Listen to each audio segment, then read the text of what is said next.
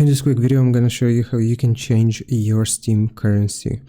So first you will need to close Steam. So click on your taskbar, right click on Steam and then exit Steam. Once you have exited Steam, you will need a VPN. I recommend NordVPN here. As you can see, they currently have a discount.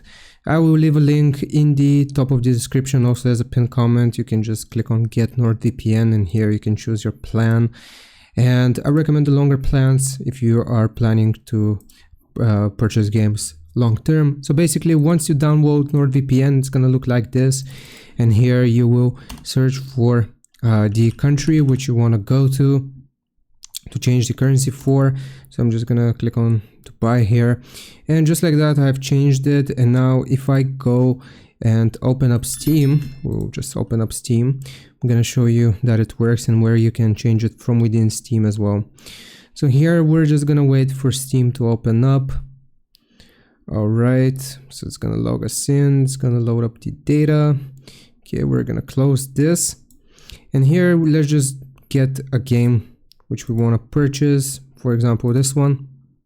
I'm gonna add the game to my cart.